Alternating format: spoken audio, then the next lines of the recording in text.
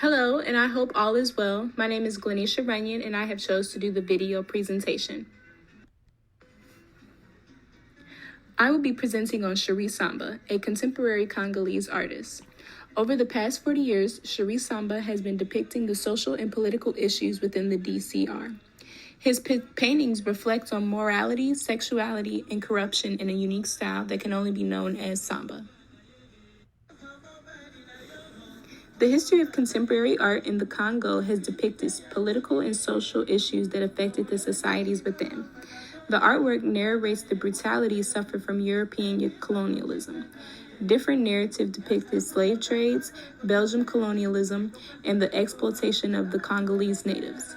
Art movements developed from the colonial to the post-colonial era helped to document the progression and history of the Congo.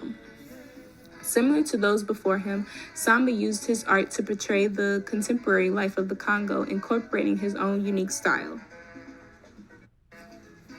Here are some examples of past contemporary art.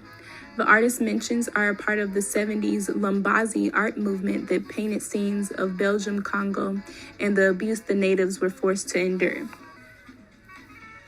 The first piece is titled Congo Belge 2 by a popular artist during this movement, Kamalma.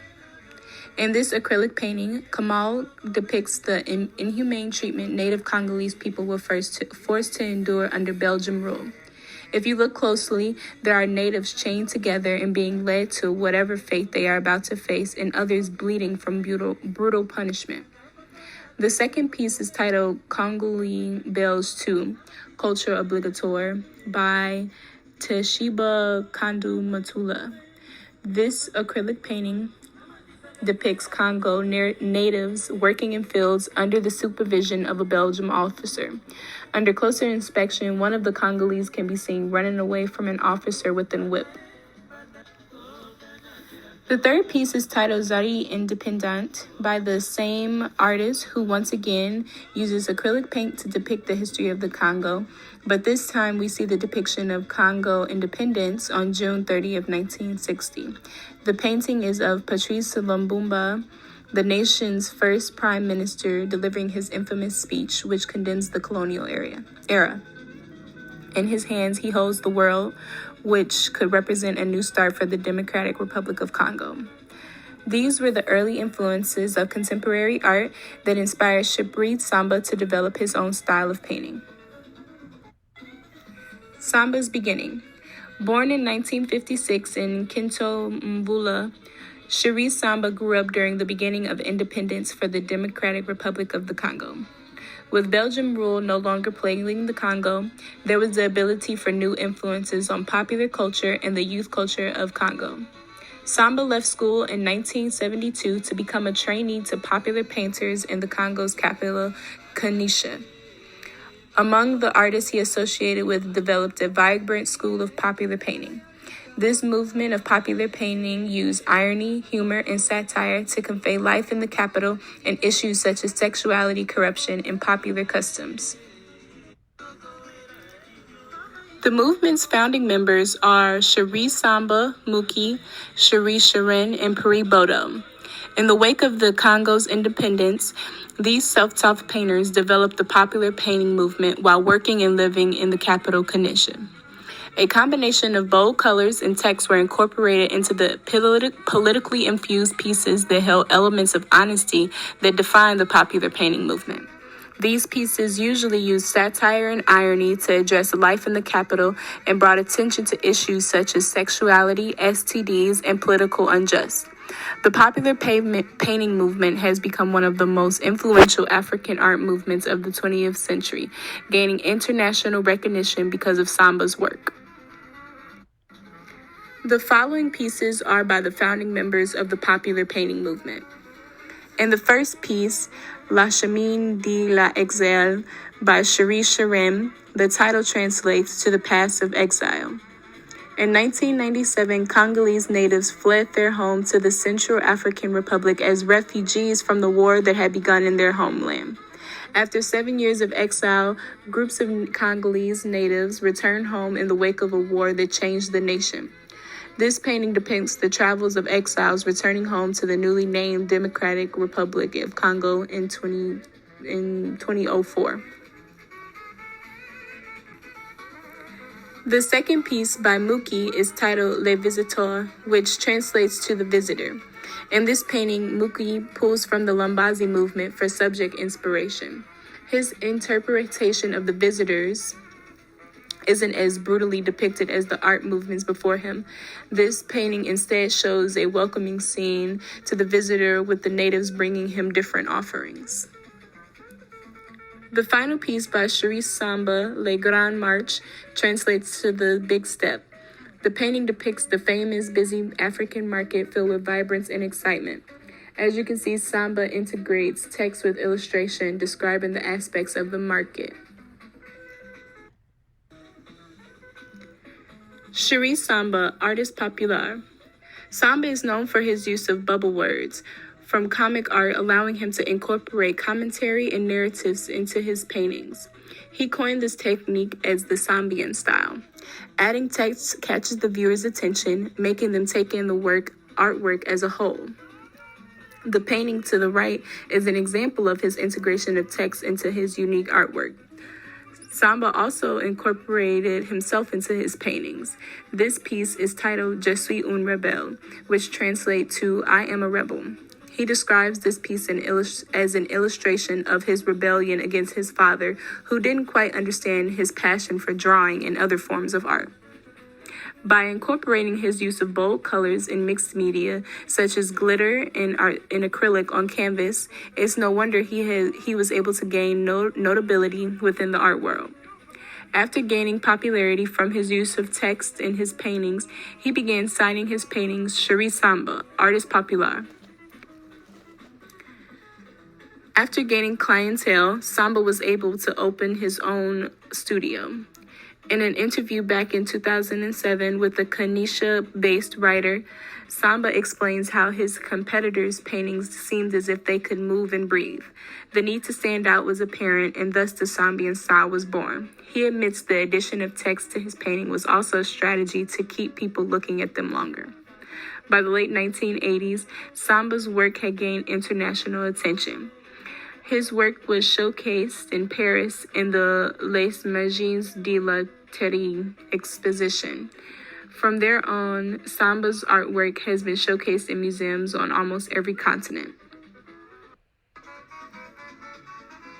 How was Chéri Samba able to influence his own community and international audiences using his unique art as a popular culture form?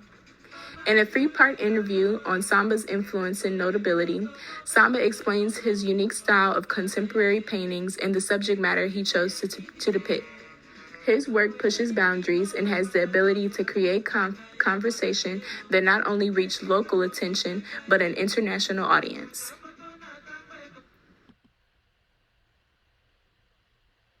Quand je me suis installé à mon propre compte, j'ai voulu qu'il y ait le texte que j'ai parlé là, faire mon style sambayen. Et j'ai choisi maintenant des thèmes, des sujets que je devais peindre. Donc je ne m'intéressais plus à ne pleurer que les gens avec des paysages ou je ne sais quoi. Et moi, je voulais choisir des sujets au moins universels. Je voulais élargir le champ de mon travail. Et je voulais que mon travail soit connu un peu de partout et qu'on ne parle pas de cela comme un travail de paysan.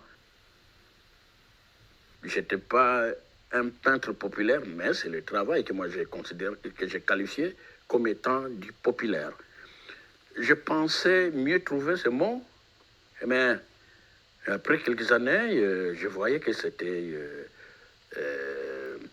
une confusion de compréhension. En Occident, ce mot-là, peinture populaire, on le prenait comme si quelque chose de ramassé, quelque chose où il n'y a pas une pensée, donc il n'y a pas une recherche. Et je me suis dit, mais alors, parce que pour moi, il y a une recherche. Ce qui m'intéresse, c'est interpeller les consciences, c'est donner un peu du moral, et c'est cela qui marchait. Dans un monde où on n'est pas seul, dans un monde où on est plusieurs qui font le même travail que toi, comment on peut se différencier? Je pense que des fois, il faut provoquer dans les vrais. Et parce que ce que moi je peignais, et ce que je peins, je ne cherche pas des sujets très loin. Je puise toujours dans le quotidien. Et quand je peins la réalité que tout le monde connaît, et si je dois être arrêté pour dire la vérité, mais ça ne me choque pas. C'est ce que je voulais.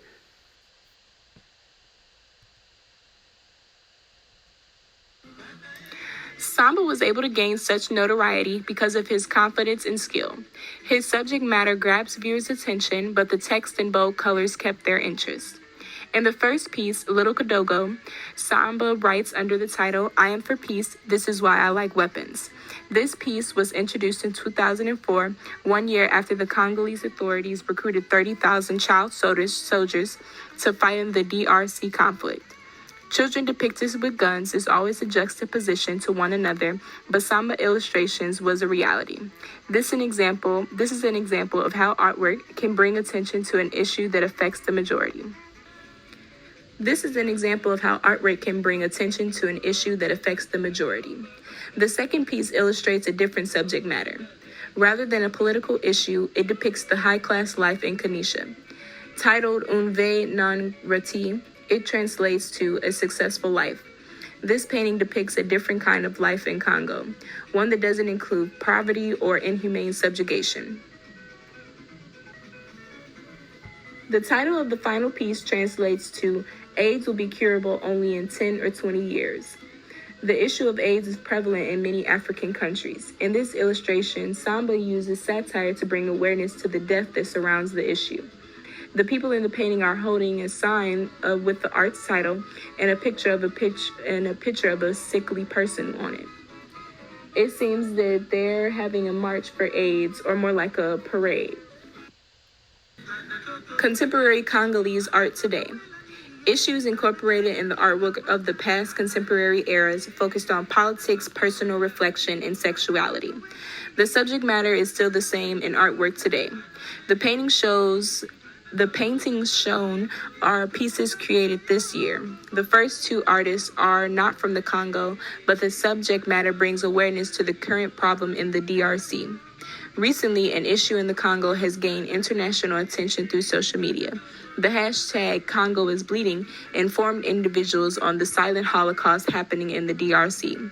Millions of natives are being killed so the Western world can benefit from its natural resources.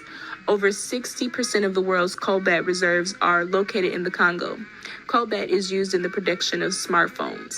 The first artwork is from an Instagram artist depicting a bleeding child on top of the Congo, pouring bloody computers, phones, and tablets into the world. A brutal illustration of the tragic truth on the production behind the electronics we view as petty luxuries. The second artwork is a 3D painting on the walkway in front of an Apple store depicting the exploitation in the Congolese mines. There are about 40,000 child laborers digging for minerals in East Congo today. The final painting is titled Pays Fragile comme un champion, which translates to Country as Fragile as Mushrooms by Chéri Samba. He incorporates himself into this painting depicting a mushroom grown out of the concrete that has overturned a military tank. These paintings and the others mentioned in this presentation are examples of how popular culture, specifically contemporary art, can bring awareness to social injustice and other issues affecting African countries. Chéri Samba opened a doorway for new artists to gain international recognition in the art world and the ability to create impact that might stir change. Here is some additional work by Chéri Samba. While Samba coined the use of text with painting as the Sambian style, his work is recognizable by his use of another technique. When researching his work, I found he repeats this ribbon technique. Some of his work might be familiar to you all.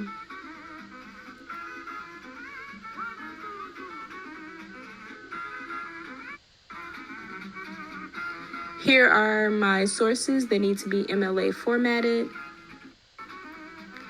Thank you for watching.